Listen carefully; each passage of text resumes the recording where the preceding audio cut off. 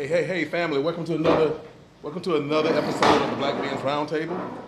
I'm your host, Rodney Butler, and today we got four military veterans that we're going to talk to today on a range of topics, and I'm going to introduce each one of them, and then I'm going to come back and discuss some of the topics that we'll be talking about today. All right, we have all the way to my right and your left is Demetrius Rucker. He is a veteran of the United States Army, 25 years.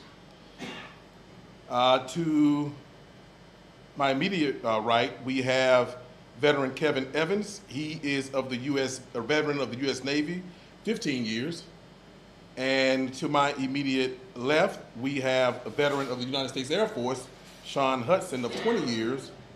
And to my far left and your right, we have veteran Frank Payne, and he is a veteran of the U.S. Marine Corps, 11 years. And like I said, I'm your host, Rodney Butler, and I am a veteran of the United States Army, 21 years. Some of the topics that we are going to discuss today, some of them are a little bit sensitive maybe, but we need to talk about these subjects because it's not often that people ask black men, veterans, about these particular topics that we're going to talk about today. Some of them will include the recent lawsuit of the Veterans Administration against black disabled veterans in relation to disability ratings. We're going to talk about that. We're going to talk about the military and veteran riders' participation in the January 6th insurrection as well. We'll also talk about the naming of some of the military bases, 10 or 11 of them that are named after Confederate soldiers. So we're going to talk about that as well. But our first topic today, well, first of all, we want to thank the viewing audience out there, and we also want to thank our on location in-person audience today as well. Give you guys a big round of applause back there.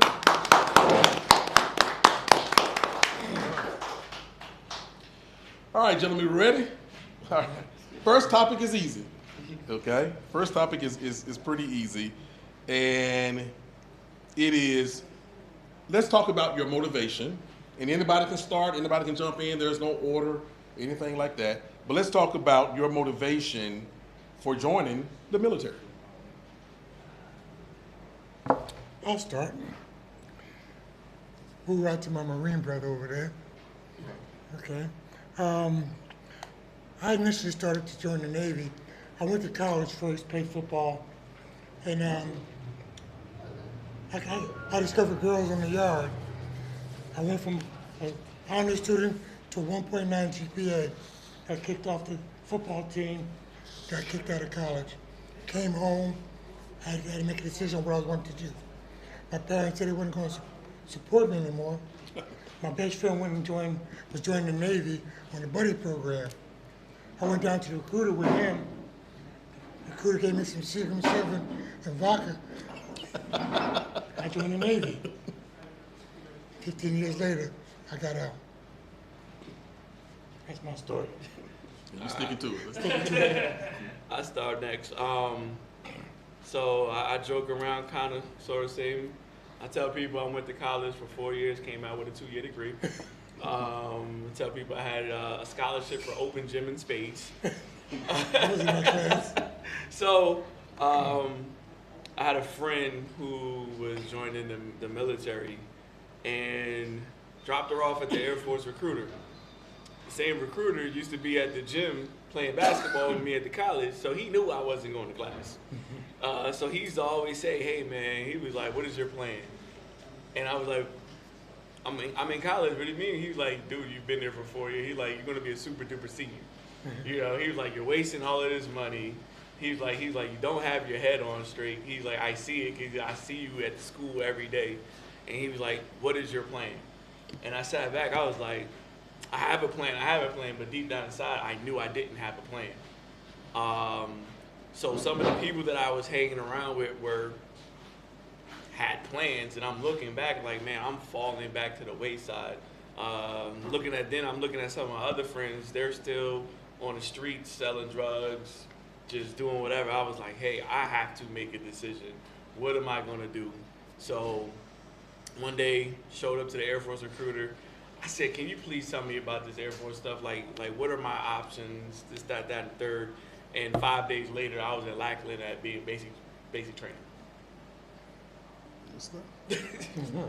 So I think I ran from my recruiter for a long time. When I graduated high school, this dude would follow me everywhere I went. He would pop up at my house. When I moved to Atlanta, he popped up at my apartment in Atlanta. He was like, "Are you ready to take a drug test? You ready to take the ASVAB?" I said, "Neither one. I'm good. I'm straight." And then I experienced life a little bit. I learned the difference between a job and a career. And when somebody said, "Do you want a career?" I really couldn't give my answer. So then I think I called my recruiter and said, "I'm ready to go." And I was gone that next week. I did everything I needed to do to get out of here because life caught up to me. I didn't join the Marine Corps until I was 22. I lived life a little bit, went to college a little bit. I experienced a couple of things, and I was well seasoned when I went down to boot camp, but I had a bad attitude. Then when I left, I didn't have the attitude anymore. Oh, I do. Spares I'll do some stuff to you. Okay, so first, my story isn't as interesting as yours, but I remember it vividly. So I was a freshman in college. I attended Northeastern Illinois University. I'm from Chicago, and I was majoring in, ironically, political science. So I'm sitting in front of the class, and the teacher's talking, and by the end of the class, I didn't understand what she said, what was going on.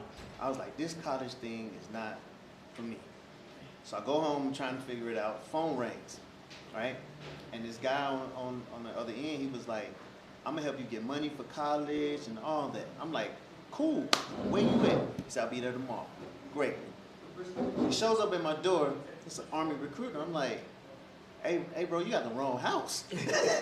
So my mom was home, and just as I was about to slam the door in his face, she was like, "Who is that?" I said, "It's an Army guy." She was like, "Let him in." So I'm like, okay.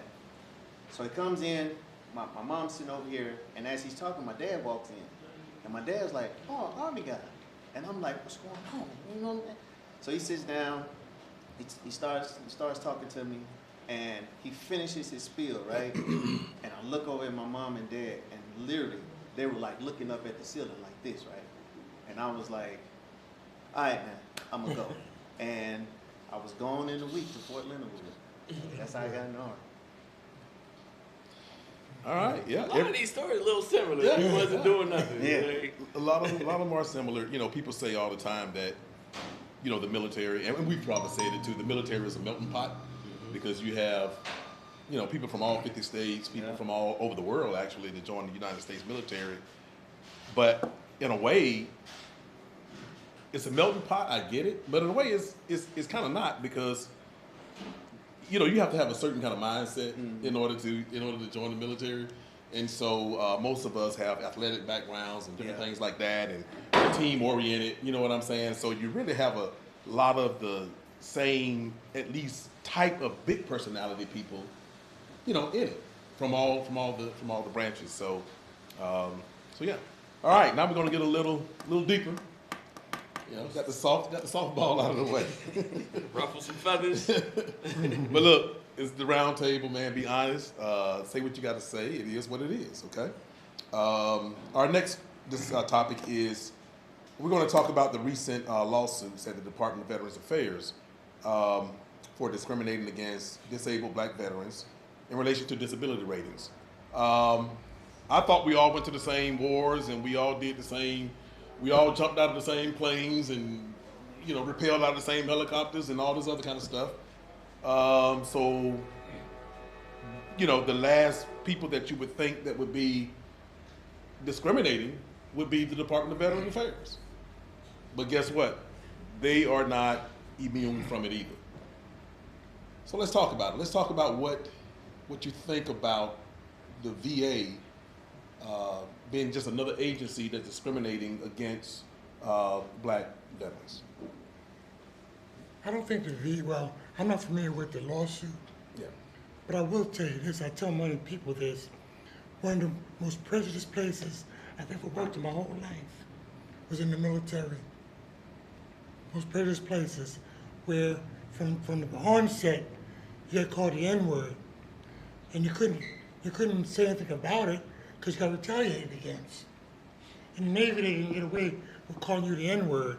When I was stationed with the Marine Corps, you were either light green or dark green. So, we're not saying N-word, we call you light green or dark green, okay? I don't know about the lawsuit, the veterans thing, but I got a claim in now that's been 2 years working.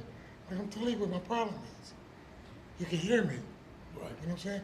Taking out 2 years to tell me my voice ain't messed up, you know? Right. Well, I hate you experienced the N-word and all that. You know, I gotta say I didn't, because in the Army was a little bit, but you hear about the Navy, quite more than any of the other branches it seems.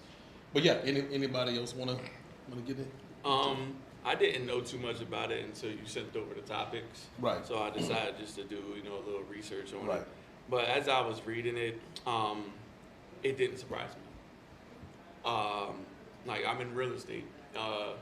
If you look at all of the laws that they have created, steering, redlining, all of that stuff, so it didn't surprise me because you look at like, okay, who's in charge of like most real estate brokers, or it's the same structures, and the military is just a moving company, a big business.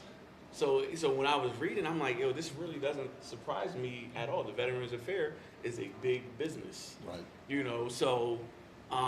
But one thing I do say as well, when it comes down to the VA, is you definitely you never got everything that you wanted. If there's something that you really wanted, you had to go extra hard for Yeah, it. no doubt. Is it right that we had to go extra hard for it? But in my instance, I said, you know what? I'm not leaving it to the VA. Like, I am going to do everything that I can possibly do. Like, I treated it like a job. Like, I didn't take no for an answer, and I just kept pushing. Even though I did get a no here and there, I'm like, I don't like the word no, and I just kept pushing and pushing and pushing. So that's another thing that we have to. Granted, should we have to do all of that? But it is what it is. Yeah. The only way, for me, the only way to look at these discriminative practices against black veterans is malfeasance. There's this misguided social construct that black people in general, can handle pain different than other races. If you look at the National Library of Medicine, I believe, they highlight this 1914 addition to the Surgeon-in-Chief at St. Augustine Hospital, where they debated African Americans' ability to endure pain because they were hardy and resistant. Hardy and resistant. So this type of misguided ideology is why the whistleblower came forth, to highlight the disparities that the VA missed in 2017. So we've been going through this for generations and generations and generations of military veterans. And I for one, I know I'm familiar with the lawsuit. I'm glad that nonprofits have stepped up to help these black veterans, and I'm glad that they're holding the VA accountable.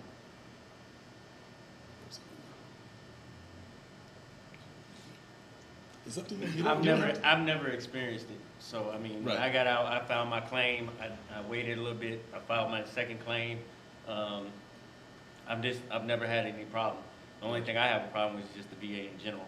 Right. Just the lack of service and helping out people. I'm 100%. I just got a total and permanent, and I really didn't have to even do anything. I just sat here and filed my claim and didn't give up and was patient. Yeah. I went to my appointments and did what I needed to do. Good stuff. So again, going back to just talking about that, whether it's black service members having to work harder than everybody else to get the same rating for obvious disabilities, like you can't speak, and they say, well, you talk very well to me, or just the historical aspect of discrimination and racism in the United States military. It's just kind of sad, but even the pain test that you talk about, that so many, it's like, well, they can tolerate more pain than anybody else, and that kind of stuff go way back to doing surgery on black women, without any kind of pain remedies, anesthesia, anything. But you would think, but like you, Sean, it didn't surprise me when I found out about it, because when you go back all the way to the GI Bill, right? When the soldiers got back from World War II, and and the black soldiers did not get the VA home guarantees and all this other kind of stuff, that everybody else gotten. So there's a long history of it, and it wasn't surprising, and that's the sad part to me, is that it wasn't surprising to see that type of lawsuit, even from the Department of Veteran Affairs. Real quick, the thing, so the secretary is McDonough, right? I think his name. Yeah, I think it's. Yeah. So he put some entities in place, but he didn't tell how those entities will get checked. Right. So it was more like, I'm going to establish this committee to check on this thing, and then I'm just going to walk away. He didn't say if they were going to be audited biannually or annually or whatever. So when you look at statistics, when African Americans have a rate of 5.8 for PTSD and white veterans have 5.0, those things you got to pay attention to. Yep. You got to look at that. So there needs to be a check and balance on that committee that he's forming. I forget the name of it. It skips me right now. But he has put something in place. But what I would like to ask him is, how are you going to provide checks and balances on these entities? And we may get that chance because he may be in the event that we'll be attending. So we'll get to we'll fill you in. The follow-up is important. I went to the VA hospital on Claremont. We're supposed to go and file your claim initially. Yes. I sat out there and in the waiting room for 2 hours. The brothers behind the desk, lollygagging and talking. Nobody recognized me. I went up to the desk and said, hey, I've been sitting there for 2 hours and y'all didn't recognize me. Or you need an appointment. I've been sitting there for 2 hours doing nothing. So what I found out is they work on production sometimes. They got to put the money they get through, they credit for it.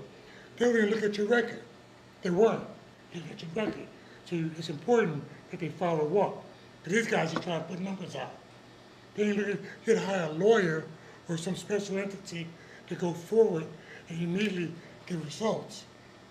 But if you rely on the people at the VA, like my man, they ain't doing nothing but collecting a check and going home. I think we all can agree too, no matter what's going on at the VA, file your claim. Yes. Don't let that discourage you from filing your claim. I think we agree in that. No matter what's going on, file your claim. I mean, it's the most important thing you can do when you get out the military. Yes. I mean, I tell people that are in now, that are about to get out, I tell them to stay in. But the biggest thing is tell them to file their claim. That literally saved my life. When I got out the military, I couldn't get a job as a security guard at the mall. Right. And you talking about I was done. But as I was patient and I worked and I just kept doing what I was supposed to be doing, it finally came through. Yeah. And in the military, I really never, as a Marine, we're not used to racism. It's dark Marine, green Marine. You see what I'm saying? It was never. Right. We're all the same. So I really didn't get none of that when I was in the military. And then so I do some mentoring at some of the middle schools and high schools. And the one thing I always tell people, just like my recruiter said to me, what is your plan? Like I tell them, I'm like, yo, what is your plan? And I was like, you could do 4 years and you could come out with a 10%, 20%, maybe even 100%. But I told them from the day you join, start keeping your records. If you have to go to sick call for anything, get a Man, headache. write it down in the journal, whatever you need to do. So when it's time to separate, now you have to. And I don't know if anybody knows this, but when you file your claim, that VA claims adjuster has 15 minutes to look at your records. If you had, I don't know about you, my military records was about this big. I said I treated it like a job. I went through and put tabs in my military records saying, look at this page, look at this page, look at this page. So that's why I tell, younger people that are joining, even just like yourself, I have a bunch of friends retiring. I tell them the same thing, like, hey, keep tabs because they're not going to find it for you. You got to give it to them. You gotta want it. Yeah, you got to want it. One of the things I was told was, after retiring, I was like, I don't want to fool with the VA. You go down there and you hear these horror stories. Yeah. So I'm like, I'm good. I'll just, but then, I was told, look, man, you've been to all those wars, all of them. And why are you allowing for that to happen? Why, and I ignored it. I'm like, I'm not fooling with it, right? I'm doing okay or whatever. But when I was told, because certain things have to make sense to me, But when I was told to look at it as an insurance, like you look at an insurance policy, Yep. right? So it's already, as soon as we raise our hand, Right. an insurance policy is already taken out right there because you're not going to come out whole. You can't come out whole, right? So, and I was like, oh, that makes a lot of sense. So if I don't put a claim in for my insurance policy, then somebody else will. That's what motivated me. So for me, it was the wording. So when I got it worded in that way as an insurance policy that was taken out on you the moment you raise your hand, that motivated me to say, okay. And then the process was very easy for me. I'm not going to lie, because it's like they were waiting on me. It's like, where you been? You should be pretty messed up, man. And so it didn't go. There was no discrimination. Although I did have a situation, with a white male, and I quickly told him, "You're a racist, and I'm out of here." And then I left. So that was the end of it. And then they made sure I got a black female next time. So whatever. Because But anyway, most of your events are going to occur way after you get out the service. Yeah. When you your injuries, your PTSD, and those kind of things. I was a medic, corpsman, in the military, and we didn't write things down. Because all I had to do was go to sick call and get done what I needed to get done. We didn't write it down because it would make you look weak. Yeah. When you went up for promotion, when you went up for anything. So I go there with my arm hanging off. I wouldn't write it down on my medical record. Because I'm not going to get the next advantage that I want to get. That hurts me now. Yeah. With trying to get my VA claim done. Because I have no evidence. Pretty much I was in the service. I think my DD 214. Yeah. My record's clean. I was the only one in the whole wide Navy with no injuries. All the years. That's what it looks like. And Lord knows I had some. It's definitely that way. It's definitely that way in the Navy, Green Side, and Marine Corps. Like you go to sick call, something wrong with you. You gotta. Oh yeah. It's but it taught me to, if I miss work, I'm going to the doctor. I'm not gonna just sit home. I'm gonna go to the doctor, figure out what's going on, let the people know. It just changed me. Right. I mean, it's very psychological, and so in the Army the same way. You go sick. It's like what's wrong with you? You're like you're weak. Yeah. And one thing I had to put together is I thought I had what was called white coat syndrome, right? You go to the doctor and then your blood pressure, like the blood pressure's fine at home, but your blood pressure goes up, right? So I'm like, why? I don't feel any different when I go to the doctor, but yet my blood pressure would be much different than it is at home. And so it's like, oh, that's white coat syndrome. Well, some people like, there's no such thing as white coat. And then it was like, well, that's what it is probably. But then I checked it, in other places when I went outside the house, and it was a little bit higher, but nothing more than a doctor. I'm like, why? I'm not afraid of doctors. I'm not afraid of dentists. Most people get all crazy at the the drills and everything. I'm not even nervous at all, but yet the machines says something different. Right. Well, what I realized is 21 years of, if you go see a doctor, you weak. It plays a psychological game inside your mind. So your mind, you go to the doctor, even as civilians now, even as veterans now, and you looking at it as, believe it or not, your brain still see it as a sign of weakness. And one other big thing, everybody should definitely go to the VA. definitely document everything, because even when you do separate or you retire, you never know what's lingering inside that has not come out yet. Just 3 months ago, I had one of my best friends. I mean, dude is 6'4", 275 pounds, nothing but muscle. Like, I mean, he went through one traumatic experience right before he retired. It was actually, he was on terminal leave, and it was something to do with the military. It kicked his anxiety into straight high gear, and it was just straight, like literally downhill from there. And it was like all of a sudden the PTSD started coming out, the depression started coming out, like everything just like, I know this dude 19 years, never, I mean, granted, he never showed anything to us, and we were together all the time. And he even said, he was like, I don't know where this all came from. And his first, you never know. Yeah, his first year out of, retired, he just started going downhill. And I mean, it's crazy to say he's not with us no more. So in summary, Go to black veterans, do not be discouraged. The lawsuits came from journalists and like always, it always coming from people outside of the agencies. So, but don't be discouraged. Keep fighting the same way you have to fight with everything else. So it's just another thing that you're going to have to do, but don't be discouraged. Keep fighting. We're going to move on to the next topic.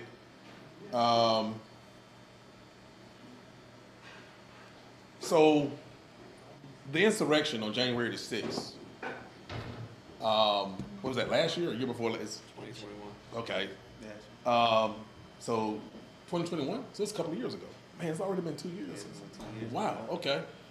But the insurrection on January the 6th, I think there's something like now 20-something veterans who has been, charged with basically inciting or rioting against the United States. The media, because this is the Black Man's Roundtable, right? The media would talk about. Now, we know that if it was majority or all, in this case, I think all black guys who were veterans, who were citing they would make sure you know who they were. Tear gas, rubber bullets. Every bit of that, right? So No. what do we think about veterans and military, some active military, participating in that riot? I was always taught it's that 10%. It's that 10% that just ain't gonna do right. And that's part of that 10%. Yeah. The 10%. You Write know, that down. Go ahead, Jeff. I joined the military. You want to think that it's going to make you think that you're going to uphold the Constitution and you'll do everything right to be an upstanding citizen. But you got more people coming from those places that look at being rioters and insurrectionists, overthrowers, to join the military. They don't change nobody, because in the foxhole, you want to think that the person that you're in the foxhole with gonna have your back. But literally, when you get out the foxhole, he's trying to shoot over your head to shoot the enemy and hit you at the same time. You know what I'm saying? So when I think about the military people rioting, they're in the military now. There are gangs in the military right now. Right now. You know what I'm saying? I think that people should be just, should be to lose all their military benefits, for one thing. You know what I'm saying? Well, if they're found guilty, that's a felony. Yeah. Something they're gonna lose them anyway. Yeah, but let it be known that that's what Yeah. they're doing. Yeah. You ain't telling us nothing. All you saying is so-and-so got caught. He wearing a full military garb. There was a guy on TV, it was Sunday, that was part of the insurrection. And now all of a sudden, he's coming out now saying, oh, well, I didn't know all that was happening. So the video that they were showing of him was that he was trying to make people not go in the Capitol. But you were in the parade. You was in the parade leading up to it. Now you got busted. And you try to say now, oh, I wasn't really trying to hurt nobody. Yes, you was. You just got busted. You knew it was gonna happen. You knew it was gonna happen. That's a long trip. We saw you running up there. You were talking We saw about you it, thinking running- about it on your way up. When you up there. Yep. Yeah. And we saw you running up there. Yeah. You know what I'm saying? And he made a good point though. Like you said, there's gangs in the military. Right now. So it's one of those things where just because you might have been a racist before you joined the military, like the military is not going to just not make you a racist. Yeah, anymore. you'll still be one. And you might have a certain thing to you just because you joined the military didn't erase that. So, and just in my eyes, I believe just with everything that was going on at that time, it just brought it back out into full action. Like I was able to mask this for, however long that I was in the military, because it's always been there, but I was able to mask it and just keep moving and operating business as usual. But once it started happening, 45 came in, and it was like, almost kind of like how we talking about you know what I'm saying, Black Lives Matter. They jumped up and like, hold up, what about White Lives Matter? And they started just coming out. That's just the way I look at it. It was always there. Yeah. Certain people bring certain people out of the shadows. Yeah. Oh, he brought everybody out. Oh, yeah. Exactly. And it's still a little bit there, but they've gone back into hiding as soon as he got out. And it's bad that things change so bad with just humanity in general. The next person caring about the next person. It's changed that bad. And I don't think it's going to get any better anytime soon. The way I view it, first I want to go completely on record and say that was not patriotism. That wasn't insurrection. It was a flat out Insurrection. As an 18-year-old kid, I freely took the oath of enlistment, and we know, that we were supporting and defending the Constitution against all enemies, foreign and domestic. We took that oath, not an oath to a person. And when you look at what happened on January 6th, some of those individuals had decent to good service records. Yeah. They were decorated soldiers in the army and out of the army, or in the military and out of the military. Who trained a lot of those insurrectionists. Trading on all those insurrectionists, and I think they should be punished simply for the fact that they violated their oath to the Constitution. Right. That's why I think. Nonetheless, I applaud all the legal actions that are being taken against them, because we, if anybody knows, military, we're looked at differently in the eyes of the law. Yes, sir. And right now, they are feeling the repercussions of that, because we know more than anybody else about responsibility and accountability. Absolutely. I'm not sure exactly what all can happen to the veterans who completed their entire service obligation, the active and the inactive piece. We have those 4 years of inactive, Yeah, but yeah. there was a couple of retirees on there. Oh, nice. And so the thing about retirees is we're never out. So if they do not call those, if after they are charged or not charged or whatever, the military should use the extent of the Uniform Code of Military Justice, call them on trial, because we can always be called back on trial. Right. Call them back on trial and set an example, make an example out of what will happen. Because I will not push back, but I will say this about people who are racist and come in the military. I was part of the senior leadership in a basic training, outfit. And I gotta say, I watched thousands and thousands of usually young white men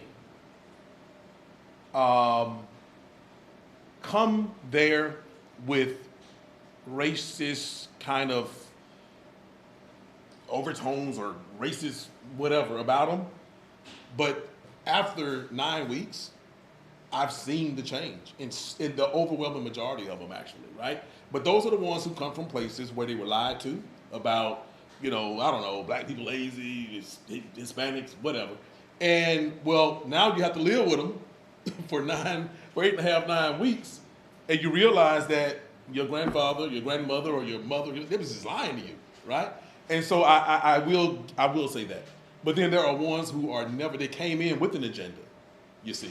They came in to get the training, you see, and then they waited on a moment like January the 6th. So it's just, so I do want to say that because I was up front and personal watching these young men, make that transition. So I think one thing I'd like to add.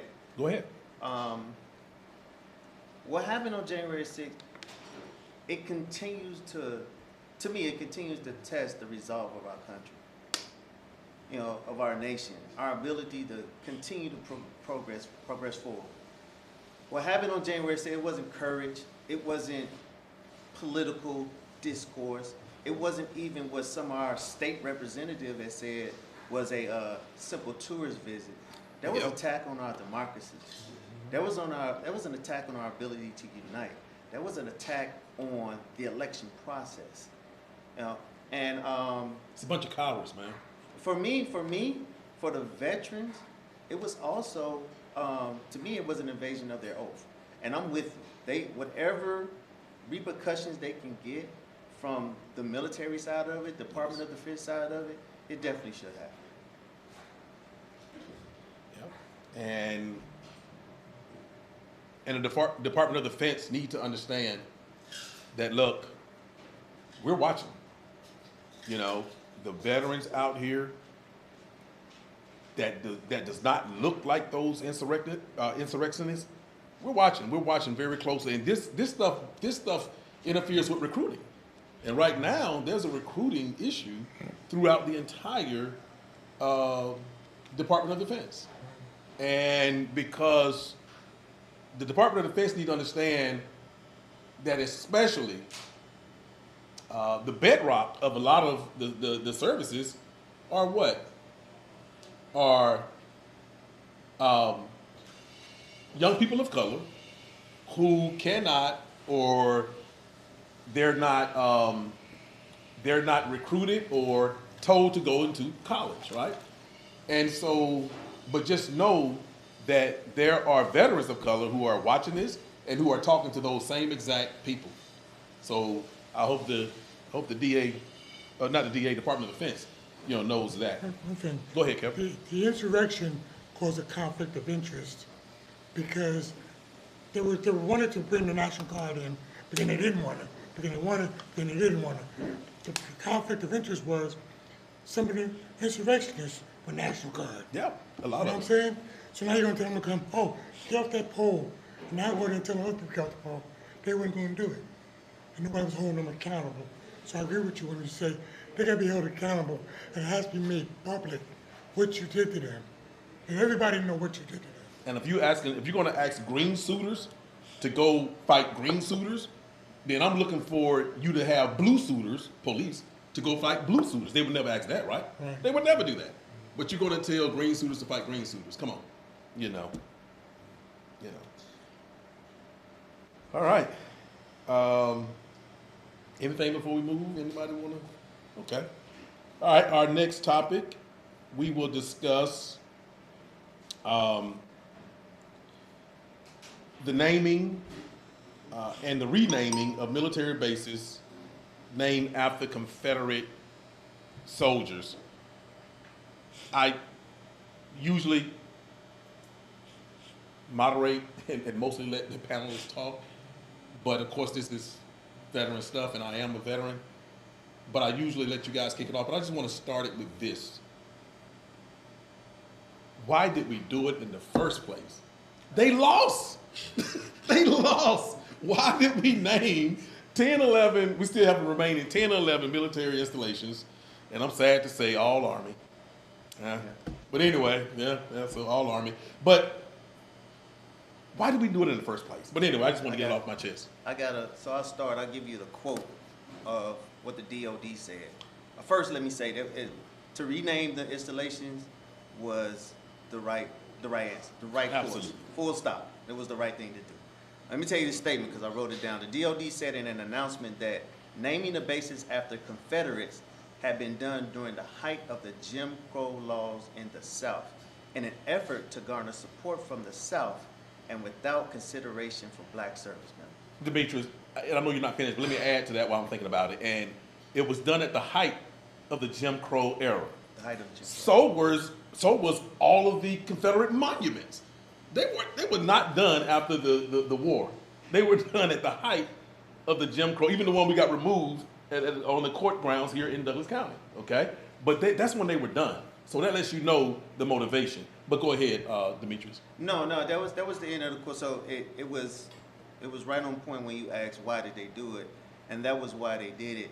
But what I also found researching this is that there are over 1,000 Confederate references on DOD facilities. So that can be a children's playground, that could be a DFAC, that could be a conference room. So there are still still residual effects from the Confederate southern part of the military that of course lost. So those things are still out there. So I'm glad they changed it because our installations, they should inspire the people that live there, and they should be consistent with the values of the United States. So I'm glad they did. There's 10, 11 more left out there, so the work is not done. And they are some of the most popular ones, and that's why they haven't changed. But jump in. Oh, this is an Army problem. Yeah. When I read the question, I was like, for real? We're gonna let the saying, Army listen do to it. Air Force. We're gonna let the Army do stuff. That's an Army How do problem. y'all feel? He said, that's our question. But yeah, so to just let everybody else know as well is that, why do we want to be reminded of, slavery? Because no matter what you say, that is what the war was about, right? You can call it what you want, but that's what it was about. So even on military installations, Army, let me get these guys out of it. But even on Army installations to the day, 11 to 12, 10 or 11, I think it's 10, that are left, still bear these names. So I just want for everybody to know who are not, in the military or affiliated with the military, is that just like America, for whatever reason, want to be reminded of slavery in the civilian sector, they still want to be reminded of slavery even in the military. And don't give me this crap about, what's going to cost all kind of money. Well, first of all, everything now is joint base such and such and all that stuff, right? So we know that they have changed all kind of installation names. So the proof is there. Many, many, many installations have been changed to joint base, fill in the blank. So what's the logistics that's different from changing the Confederate base? If I may, I wrote down another quote to dovetail off your point. So Defense Secretary Lloyd Austin stated in regard to the name change, the chosen names echo with honor, patriotism, and history. Names that will inspire generations of service members to defend our democracy and our Constitution. So when you're speaking so I got 2 points. So when you're speaking as an African American male, all right, and you look at the target age, which is 18 to 32 as far as recruiting, all right, this generation is smart. Yes. They are researching this stuff. Oh, yeah. And they don't want to go to a base that's named after some Confederate general, all right? My next point is we have to move away from looking at our installation as government assets. They're not that, all right? And just for the record, this was a military recruiter, or Army recruiter. Were you career? Or were you? Yeah.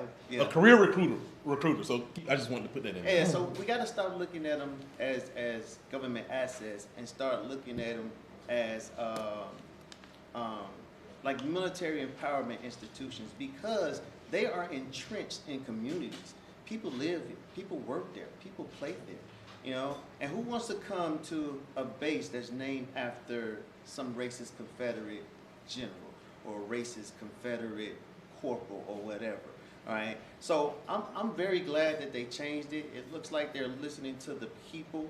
They have their thumb to the pulse of the people, understanding that that demographic is not there anymore. And looking towards the future of our smart, intelligent, young recruits that are coming in that are researching these things and looking at them. And to close to that, I don't want to give them that much credit that they are listening to the people. I think they're looking at the numbers. They're looking at those recruiting numbers and how everybody is missing gold and all this other kind of stuff, and especially the Army. I think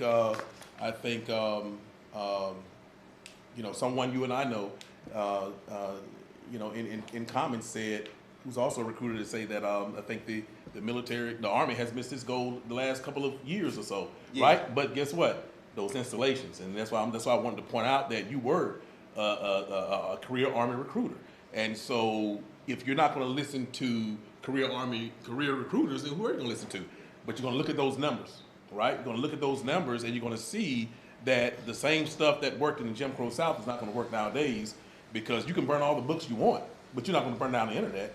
And these young people are out there, and that's what they're looking at, and that's what's happening. So you can ban them out of the library. They don't go to the library anyway. So Let me ask you this: you said that the numbers are being missed, and perhaps because of the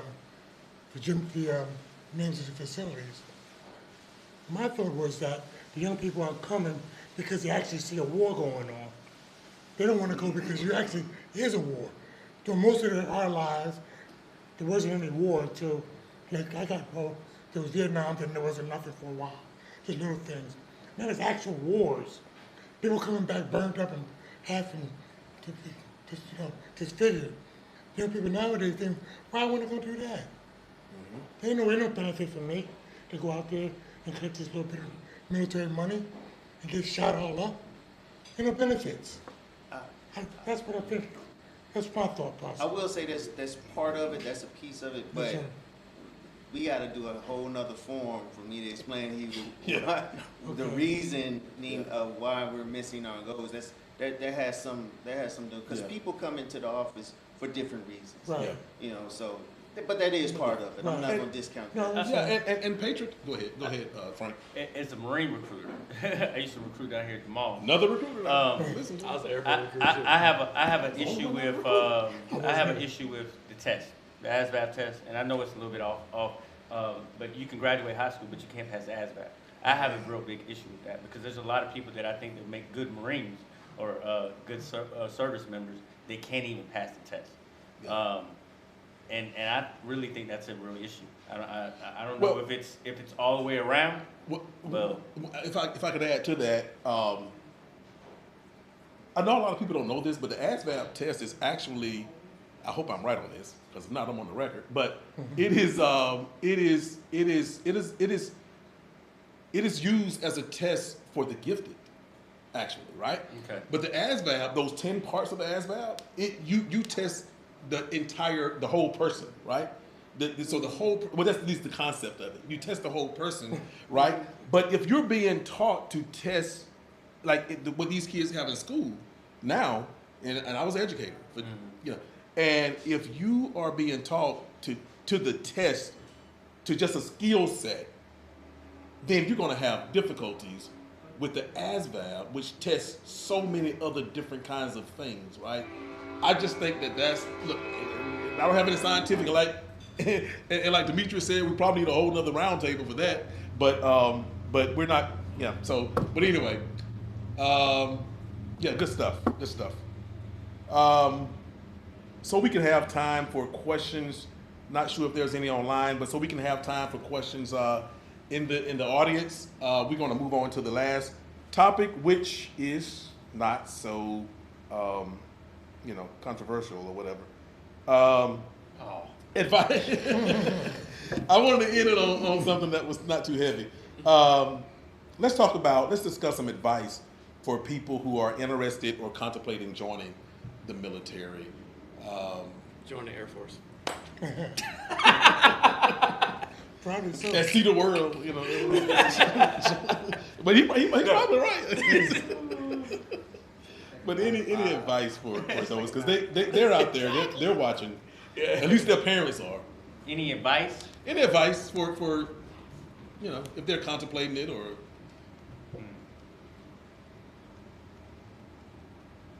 you have to know the difference between a career and a job. That's the biggest thing, because some of these people get out here and they think they're doing a big thing because they have a job. A job is something so much different than a career.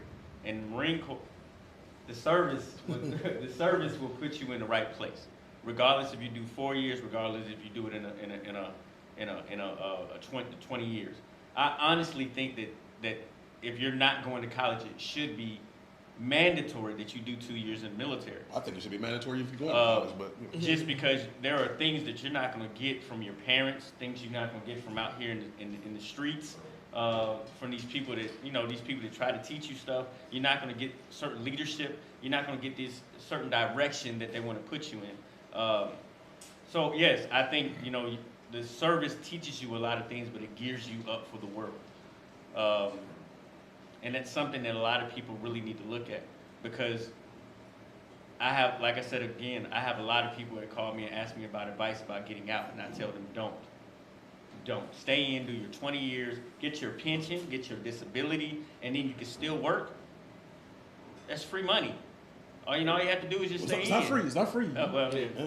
You pay for If it. you do what you're supposed to do. Yeah. To me, I've always done what I was supposed to do. Yeah. Always done what I was supposed to do, and I got that from the military, and it's carried on after the military. Now I'm a high school coach, and my head coach loves me because I will do whatever it takes to make sure the job gets done. Absolutely. It's quality. And but those are those tangible things that you get out of the service that you're not going to get out in public. And Frank, before we move from you, one thing I would say is that, like you said, it's not a job, it's a career. I go a little bit further when I say that what the military is to people. It is a way of life.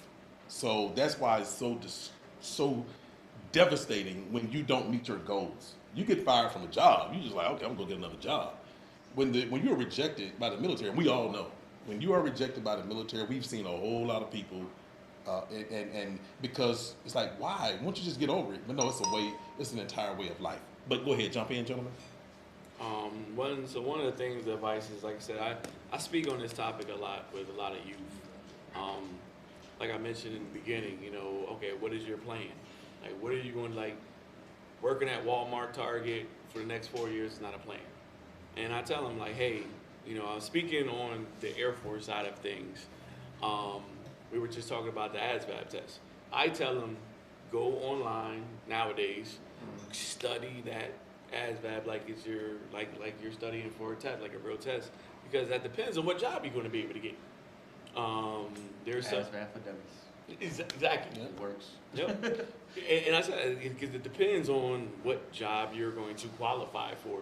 The jobs with the lower scores, there's probably nothing that you're going to be able to do on the outside with that, because, and I tell people, join for 4. I said sign a 4-year. I'm like, your recruiter's going to say, hey, I'll give you some more money if you do 6. I'll give you some more money if you do 8. No, sign up for 4, because, realistically, we all know people that the military is not built for. It's just not.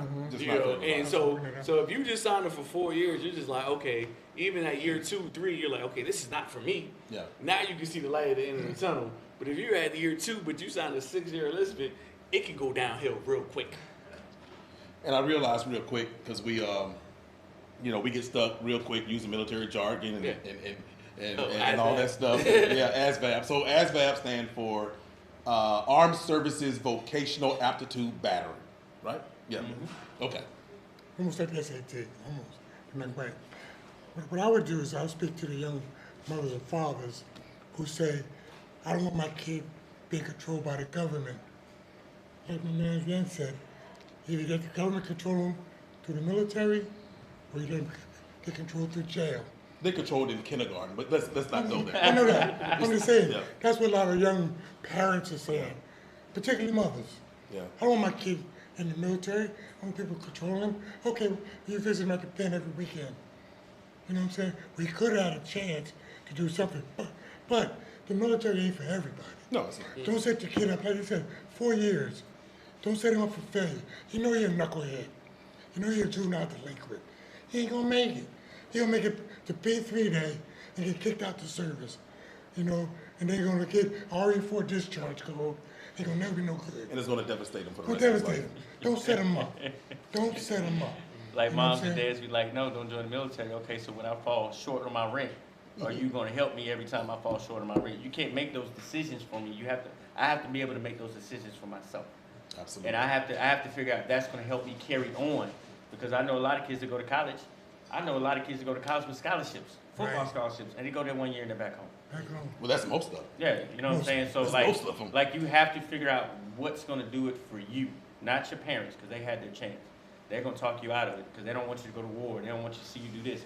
But as a child, as a kid, as a young man, you have to figure out what your direction is, what your plan is, and you have to sit down open-heartedly, and you have to listen to what that recruiter has to say if he's a good recruiter.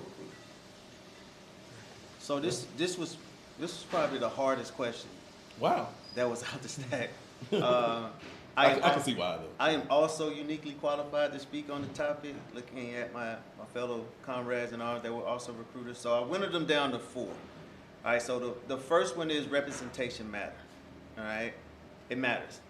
When you're speaking to your recruiter, if your recruiter does not fit the image of what you look for, the image that you want to project, if they're rushing you, if they're hounding you, leave that recruiter.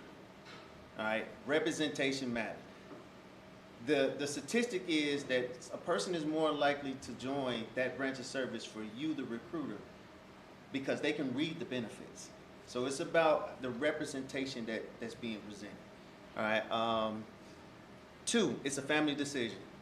If you're looking to join, take a family member or family members. It's a family decision. When you got them tough days at boot camp or whatever we want to call it, who you gonna call? You gonna call your family. But also your family is there so that they can highlight certain things that you missed, because it is a tough decision. It's an important decision for a young man or one woman to make. You know, they're going to the next phase of their life. So your family members, whether it's an older brother, you know, aunt, uncle, mama, whatever, they can point out those things that recruiter was saying, because you're listening to that kid is listening to the information. Me as a parent, I'm looking at the recruiter. I'm looking at mannerisms. I'm looking at facial expressions. I'm looking at all that. All right. 3, more is better. I agree. I spent 12 years, 13 years on recruiting. I tell everyone, don't stop with me. Go talk to the Army, go talk to the Air Force, go talk to the Navy, go talk to the Marine Corps. I'm confident enough you're going to come back anyway. But more is better. The more branches you get to interact with and get information from, it better suits you to make your educated decision. Last but not least, remember the why. My brother said something very important down there. Know the difference between a career and a job. A job is something you can get out here. I always used to get people come in and say, I want to be an x-ray technician, and then, well, what are you doing here? Go to school, become an x-ray technician. All right? But you gotta understand the why. Why are you here? It can't be specifically for a job. It has to be for a lengthy of things. Whether you want that discipline, one of the reasons I joined, because I wanted to leave Chicago. You know, just thinking back, I had people young adults come into my office. They just want to leave Georgia. They want to pay for college. They want a steady job. You know, they want to go because their friends are going. Remember the why. Whatever that why is to you, remember that. And not the job. Remember the career and the experience that the career is going to give you. Those are my 4. Before we take questions from audience members, if we have them, you know, I have not met a veteran who had the type of career that they wanted to have. Now, we know a lot of people leave the military and they don't leave it on their own terms or whatever, right? But I have never met a veteran that left the military in their own terms, whether it was just the end of time of service or they retired or just, you know, they got their college degree and it's like, I'm out, whatever, that said, I regretted it. I've never heard somebody say, oh, I regretted that. That was the worst decision of my life. But I have heard a lot of people, as Frank said down here, alluded to, where he's like, stay in, don't get out, who did not leave on their own terms, and it just snowballed. It was just not. I've always heard them say it was the worst decision I made to leave or to get out or whatever. I've never heard anything different. And I bet you guys probably have the same experience, right? Can I have some information on that? Like, if you look at, I used to look at it all the time. They have something that's called the Occupational Career Handbook. Mm-hmm. They make one every year, and it lists every occupation there is in America, from agriculture Oh, yeah. all the way down to nursing. Everything. All right. If you click on it, it'll tell you what exactly you need for that specific job. Also, it lists the top employers, top employers in the world. Guess who is in the top 5? The military. Department of Defense. Department of Defense. Year in and year out. Year in and It was consistently number 1 forever. Yeah, Then it we're kinda year started in, up. year out. We're like 2 notches below Walmart. Yeah. You know, so if your child can go work at Walmart and not have the same benefits, you know, and get better benefits. I mean, if your child can go to Walmart and get decreased benefits, then why they can't go to another top 5 employer and increase those benefits? I just never understood it. But to your point, my son is in the Navy, and I tell him all the time, you're not going to have the greatest Navy career ever. You won't, all right? But it's no different. My son used to work at Captain D's. I said, it's no different than you worked at Captain D's. He was like, no. So I said, stay the course. Yeah. Stay the course. You're going to be all right. Trust the process, as they say. Yep. Right? Trust the process. So one of the things I wanted to do today is I wanted to close it out with that topic for a reason, because I know there was 3 topics where we would shine some dark light on the military, because you know what, it needed the dark light shined on it. But I know with ending with that topic that this wasn't a recruiting effort for your children or for your family members, but I know that with that topic closing it out, that it would highlight some of the great things about about the military, because I know what we're all going to say, because we pretty much all say the same thing. With that, Joe, do we have any questions in the audience? I got one. Yes, ma'am. We need a microphone? Yep. All right, you know me, I'm not. Okay, I got to put you guys on the spot as the only woman in the room. How do you feel and react to the increasing role of women in the military and leadership roles in combat? I'll take it. We can all. I mean, we can chime in. You know, diversity is key, right? And I think that women are just as patriotic as men, and I think that there used to be a time when patriotism, people joined the military for patriotism, not just for college and other things, but patriotism kind of, when you start looking at our civilian leadership, from the commander in chief down to the secretaries of the, of the Department of Defense, and then the secretary of the separate branches, and you start to see silly stuff happening, and you not see women in some of those roles, then people don't stop joining for patriotism. It's like, I'm not.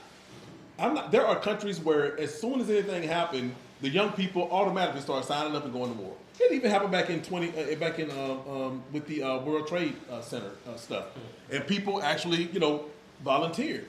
But now with the toxicity of what's happening in our politics and everything else, you see that start to wane. So I say to you that I believe that everyone should serve. I believe that every citizen, not okay. So what I would say is this with women, okay? I don't think it should be mandatory for women to have to serve in the United States military from age, let's say 18 to 26, right?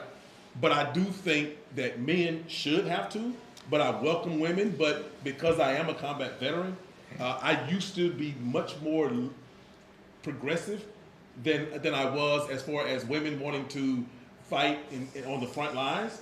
But when I had to be there, I realized that there's no way I would want any woman in my life here where I'm at right now, because it had to be the most disgusting. I mean, there's no way I would want my mother, my sister, or my daughter, with me where I was. So I'm not going to say I don't one way or the other, but personally, what I've seen, I just wouldn't want my female family member on the front lines.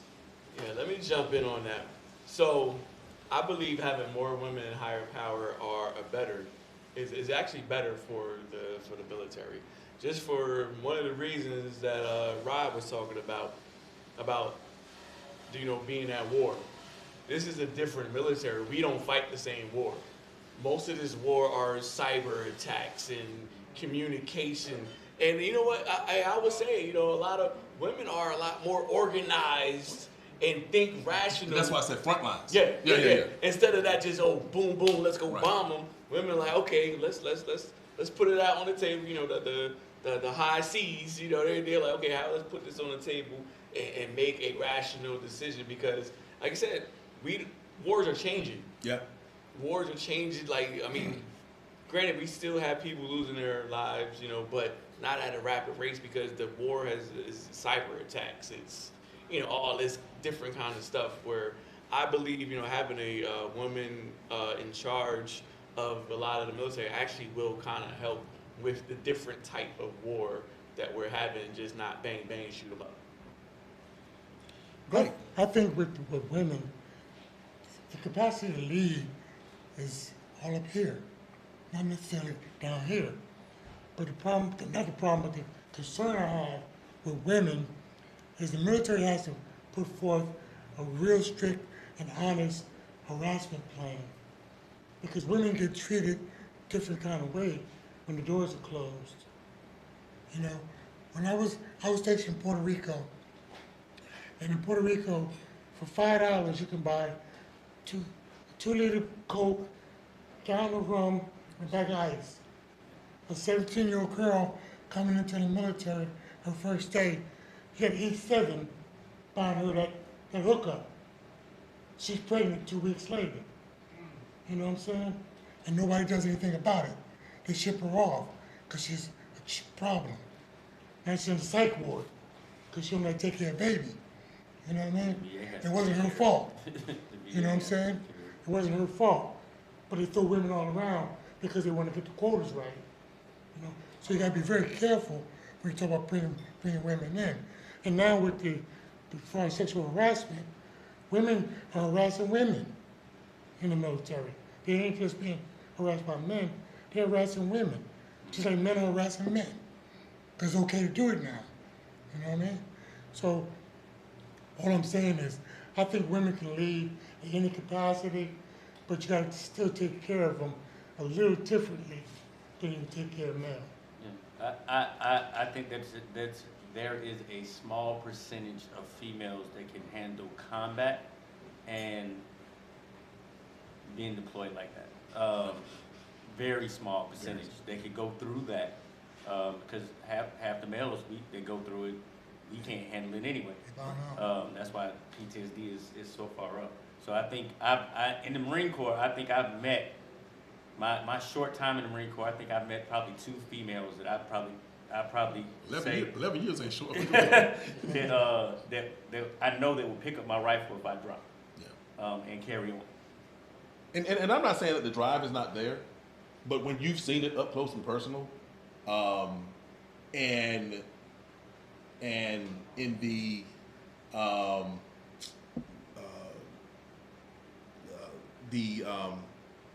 in one of the wars, let me just put it that way, there were women kind of near us and where we were.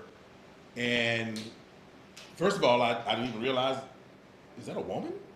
Right? Just because of just the physical, just being out there like that.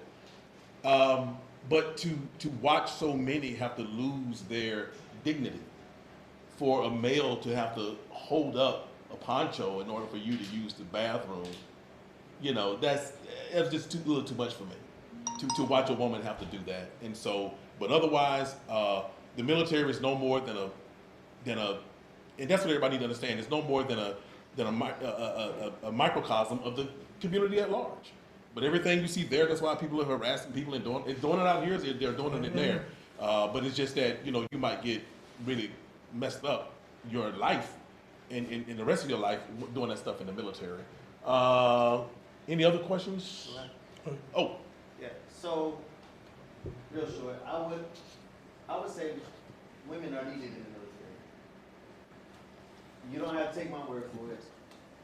Take the word of the federal government, because in 1940 they created this iconic figure called Rosie the Riveter, right? And she was designed to increase female activity into the armed forces. So we need it. Some of my best soldiers, some of my most steadfast soldiers have been female. Yes. You guys hold the line. If I say don't let nobody in here but me, that's what's going to happen. And when I was on recruiting, I used to get yelled at a lot because at the time my boss would say, "Why you always recruit women?" Because they visualize better. They visualize better, and they're a little better at planning. So I think females are greatly needed. It helps balance us out. But yeah, like I say, some of my best soldiers were female soldiers. Absolutely. And so there's a place for, I can't think of any place in the military that I think a woman wouldn't strive. Just don't want to see them out there. But anyway, but they're out there though, because they asked for it. Yeah. And in the Army, they are out there. How much time? I understand. So when I was in Iraq, Blue Diamond and Camp Fallujah were right there. We had females come down to Camp Fallujah. I was right there, man. They came down to Camp Fallujah to do the ECPs, to check the females going inside of Camp Fallujah. Every ECP. My job in the Marine Corps, besides my other job, was to go around and pick these females up at the end of the day. That job was taken away from us because we were the CSD, we were dealing with the colonel, and we had the command take over that trip. A week into it, they got hit. They got hit hard, and 4 females died. That was one of the hardest things on that whole base. The whole base shut down. And it was just really, really sad. But those females, talking to them every day, getting to know them, they love the job just as much as we do. And they want to be out there and they want to show everybody else that they can do it. It's that small percentage. So Robin, most of them are just as most of them are just as confident as you. I didn't realize that you was in this room full of men, but your confidence is outstanding. Any other questions from the audience? We're going a little over, but it's okay. We knew that we would with military. One quick question. Are you all combat veterans? All of us. Yes, all of us are. Okay, The so question was, are we combat veterans? And all of us are. I'm a veteran, but not a combat veteran. So my question, I think all you all have already mentioned it, but as far as telling people your opinion, I think all of you said that if you had to advise some of the people these days, you would tell them all to join. My opinion is when I was in, I don't think my whole years of service that I had anything that I would consider good leadership. The people that were above me, as far as my supervisors go. So if I had to tell someone whether they should join or not, I wouldn't do it. But I think you all each of you said that you would. So if you would just say whether you would and the reason why you would or you wouldn't. That's it. Yeah, so we kind of, Robin, if you could bring it back up for a second, then we can take it back. Yeah, just bring it back up for a second, then we'll take it back. We having some microphone issues. But what we all did say, well, what we have a veteran in the audience who is not you're not a combat veteran, right? So, and he said, the leadership that basically that he had in the military, it basically wasn't worth his weight in salt, kind of. Wasn't that good? I'm not putting words, but yeah. And so he asked, and he said that we all up here said that if we had to tell people to come in the military, if people asked about coming in the military, that we all said that we would tell them to come in. Point of correction, actually, is that one of the things we all said is that the military is not for everybody. We kind of, every one of us said that, but for those who we think is military material, then I guess we would say yes to that. Now, so I just think that I tell everybody that it's all at the unit, which is the lowest level in the military. If you have a bad experience in the military at your local level, just like with everything else, right? If you work at the lowest level at Walmart, then you look at Walmart as an entire industry or organization that is corrupt or messed up or whatever. But so I definitely value your opinion, and and you're not alone in that. There are veterans who would not in any way tell another person to come into the military. But what I would tell you is that my experience, I can really count probably on two of my hands of the people that I've told to come in the military, because for whatever reason, I just have not met a whole bunch of people who are military material. And I say, so I have not done that a whole lot. Can I? So this what I would say. Leadership to me is not a military thing. It's an organizational thing. You have bad leaders at Walmart, Home Depot, Wayfair, your local clinic. There's bad leadership everywhere. What we have to do is educate ourselves on how to identify certain leaderships. So you have transactional leadership, you have transformational leadership. Absolutely. And those transactional leaders, those are the ones that you need a little help with dealing with. All right? But when you have a transformational leadership like Tim Cook, who took over for Steve Jobs, because Steve Jobs was a transactional leader. It was his way or no way.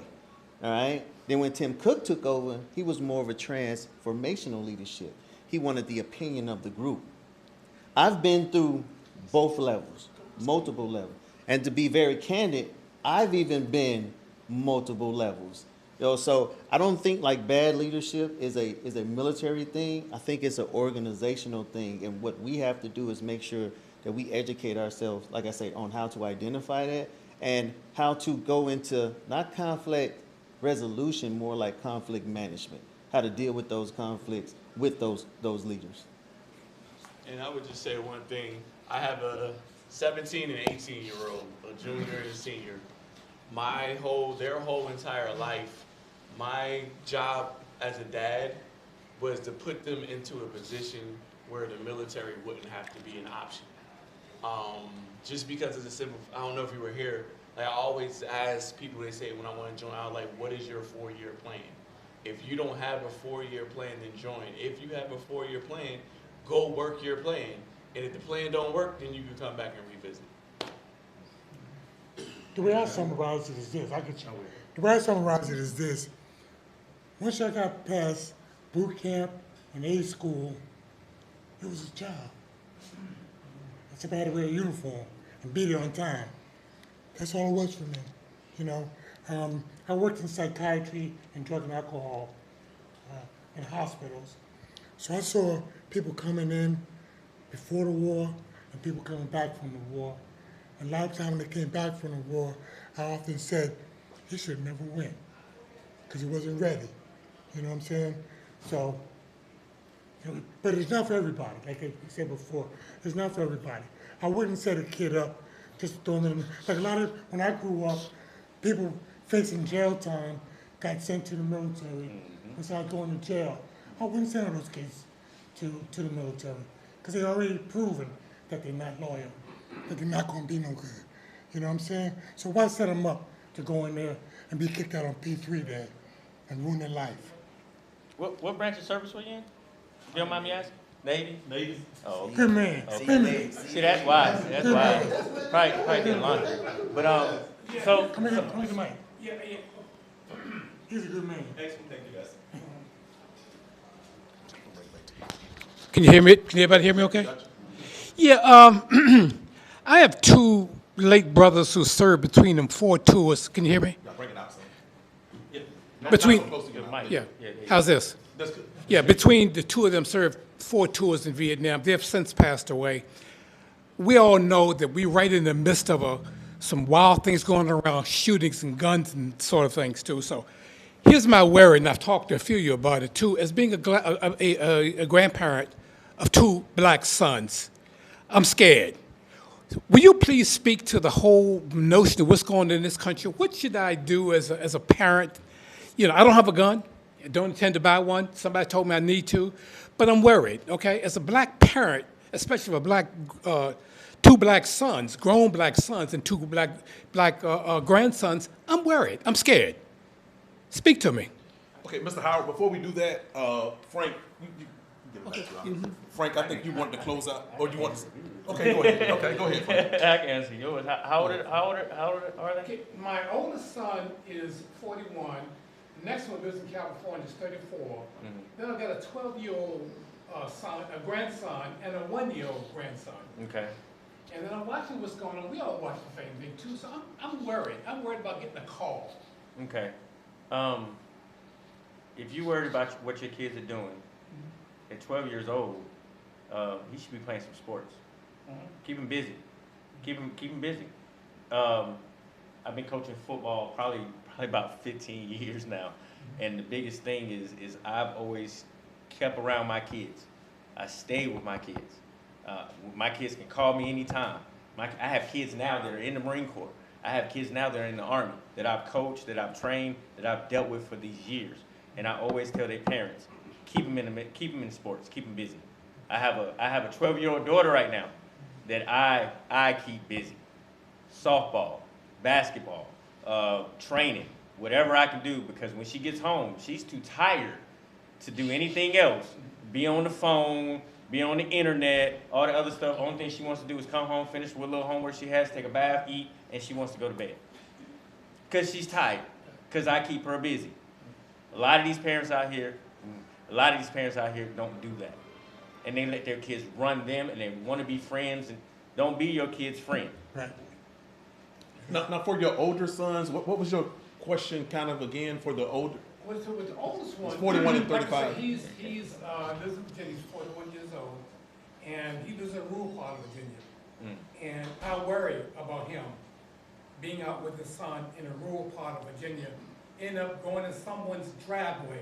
And we know what that's about too. Right. So I call him every day just to make sure he's okay, and to encourage him to stay within the laws and all that sort of thing. And then to make choices. But as a dad, as a granddad, I worry. I do. I mean, I think we all supposed do some extent. You're supposed Yeah, and you're right though, because he keeps the kids busy and all of that too. You can keep him busy, he can still go out there and get shot. Yeah. Yeah, that's what. Anyway. You just got to keep speaking your language.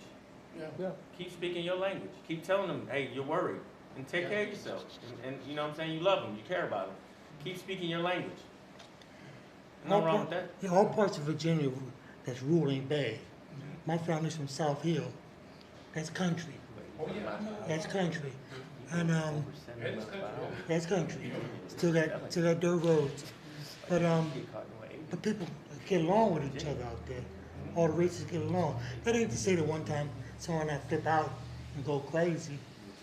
But again, I'm not trying to bring this down to church, but keep them grounded in sports and church, and it should be okay. You know, that's my world.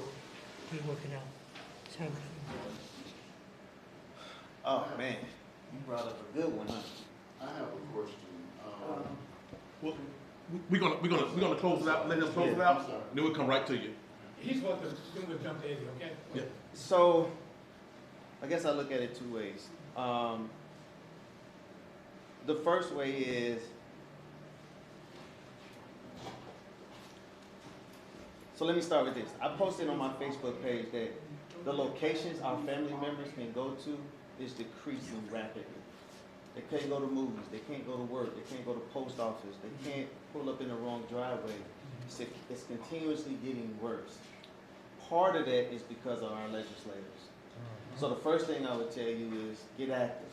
And once you get active, take your neighbor and have that neighbor take another neighbor, and have that neighbor take another neighbor, and pay attention to what's going on in local politics. To get involved in local. Yes. From your councilman to your district representative to your state representative, pay attention to what they're doing and galvanize the people in your community. All right, that's on that level, because we have to have some type of common sense gun reform, which is what everybody wants. The overwhelming majority of Americans want it, but there's a certain pocket that doesn't. All right, and if they don't want to do that to keep our family members safe, then we have to replace them. All right. The second thing, I agree with what the gentleman said down there. The problem is here in Georgia, we're open for business except for everybody except our kids.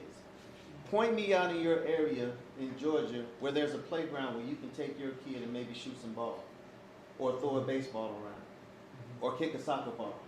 Start with your local parks and recs and ask them, when are you going to provide some places where I can come, me and my family can go, so I can talk to my kids, so we can expand some of that energy. Because everybody can't play sports. Right. But you know what? I can take my son to the park and we can throw the ball till we both get tired. You know, so that would be my team. All right, so what we're going to do real quick, because we have questions in the audience, we're going to continue to answer questions in the audience, but we're going to go ahead on and close out the show and all the online stuff, because it's going a little over. But anyway, first of all, I want to give a big round of applause to our panel. I appreciate your courage and your ability to answer questions and not be worried about, you know, all this other stuff that goes along with some of the topics that we had. And I also want to send a special shout out to Corey Coco Brother Condre for going above and beyond what he do for us on the radio. Brother, you know I love you. So just keep doing what you're doing for us.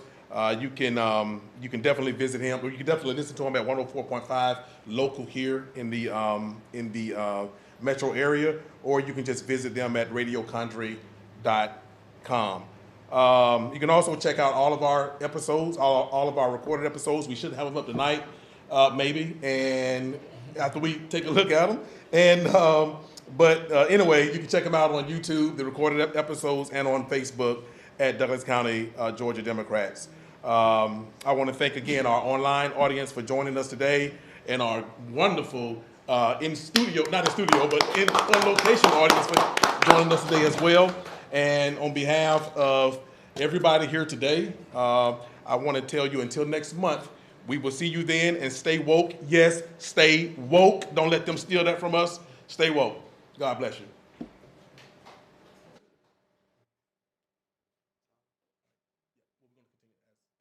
We off the air?